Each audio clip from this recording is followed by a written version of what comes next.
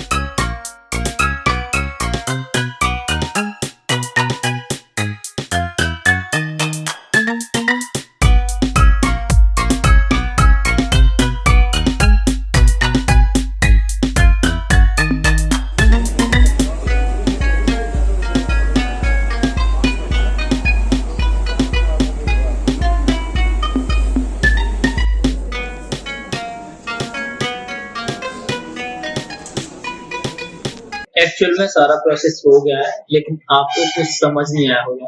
आपको समझाने के लिए मैं एक प्रोसेस और ट्राई करूंगा। जैसे मैं आपको बता दूं, हम सबसे पहले गाजियाबाद में पहुंचे।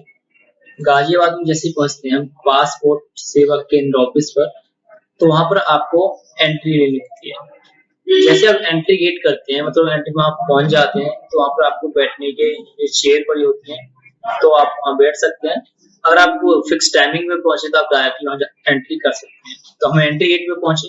एंट्री गेट पे जैसे पहुंचते हैं, सबसे पहले वो आपसे मांगेगा अपॉइंटमेंट जो लेटर होता है। या तो आपको लेटर दिखा दीजिए जिसपे आपका डेट और टाइमिंग वगैरह होता है, या फिर आप मैसेज भी दिखा सकते हैं। जैसे आप ये दिखा देते हैं तो वो आपको एंट्री देते हैं, और सामने उसके बाद आपको होते हैं कुछ काउंटर्स।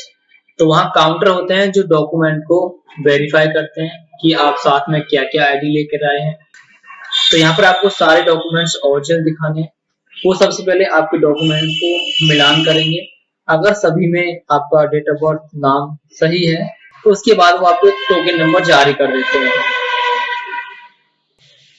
इस टोकन नंबर के बाद आपको बोला जाएगा कि आप सामने जाइए और वहां पर बैठ जाइए, और वहां पर आपका स्क्रीन पर आपका जो नंबर जो दे रखा है आप देखेंगे, टोकन नंबर 430, इस तरीके से आपका नंबर होगा, वो आपको डिस्प्ले पर दिखाई देगा।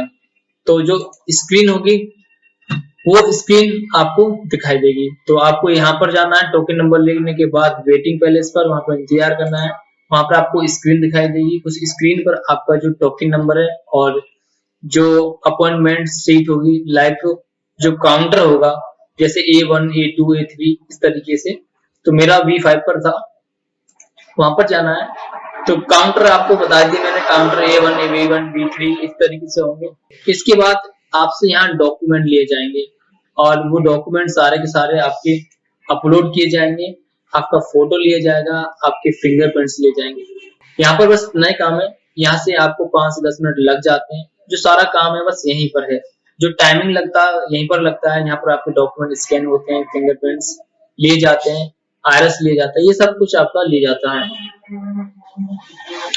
इसके बाद ये आपको उसी टोकन नंबर से आगे बढ़ा देगा, और वहां पर आपको बोलेगा कि आपका जो टोकन नंबर है आपको डिस्प्ले पर चेक कर लेना। तो ये आपको फिर से आपको चेक करना होगा, और वहां पर आपको वेटिंग रूम में फिर से आपको बैठना होगा। तो ये जो है मेन प्रोसेस है और फाइनल प्रोसेस है। यहाँ से आपको फिर से सारे डॉक्यूमेंट आपसे लिए जाएंगे, और ये बारीकी से यहाँ चेक किए जाएंगे। यहाँ पर आपका फोटो भी चेक किया जाएगा।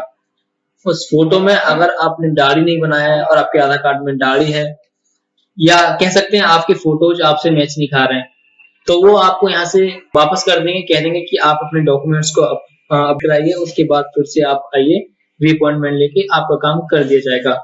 तो मेरे केस में क्या हुआ कि मैं जैसे वहाँ पर पहुँचा फाइनल स्टेज पर, मेरे सारे डॉक्यूमेंट एक्चुअल थे। एक्चुअल में क्या है कि जब मैं पहुँचा तो मुझे देखकर वो हैरान हो गया। क्यों? क्योंकि मेरे सर पर मेरे आधार कार्ड में बाल थे और ड्राइविंग लाइसेंस में बाल थे, लेकिन मेरे सर पर अभी बाल नहीं थे। मैं गंजी करा रखा था और मेरी दाढ़ी थोड़ी बड़ी थी, तो इस वजह से वो कह रहा था कि सर आपके डॉक्यूमेंट से आपकी जो चेहरा है वो मैच नहीं हो पा रहा है। तो आप पहले अपने डॉक्यूमेंट को अपडेट कराइए, उसके बाद आप फिर से आइए। तो मुझे बहुत बुरा लगा, मैंने उसको रिक्वेस्ट भी की लेकिन उसने मना कर दिया। तो अभी क्या है कि हमको फिर से री-अपॉइंटमेंट लेना पड़ेगा, उसके बाद ही हमारा काम हो पाएगा। लेकिन आपका सब कुछ सही है। मेरे साथ मेरा दोस्त भी था, उनका हो चुका है और मेरे ख्याल से उनके पास 8 से 10 दिन में पुलिस वेरिफिकेशन होने वाली है। तो ये सब हो जाएगा, आपका पासपोर्ट बन जाता है। तो आपसे एक ही रिक्वेस्ट करूँगा कि अगर आप पासपोर्ट बनवाने जा रहे हैं, तो सेविंग क्लीन करके जाएँ। जो आपका आधार कार्ड या पैन कार्ड में जो फ़ोटो है, कोशिश करें कि आप उसी तरीके से जाएँ। बाकी यहाँ पर कोई ऐसा प्रोसेस नहीं आया डिफ़िकल्ट कि आपको कुछ डरने वाली बात हो। यहाँ पर कुछ भी डरने वाली बात नहीं है। सिंपल प्रोसेस है, आराम से हो जाते हैं और ये पूरा प्रोसेस जितना प्रोसेस मैंने आपको बताया, आप गाजियाबाद जाएँगे मतलब पासपोर्ट ऑफिस जाएँगे, मेन गेट से आपकी एंट्री होगी, डॉक्यूमेंट चेक किए जाएँगे, टोकन मिलेगा, फिर आपके फिंगरप्रिंट अपलोड होंगे और देन आप फाइनल पर पहुँच जाते हैं।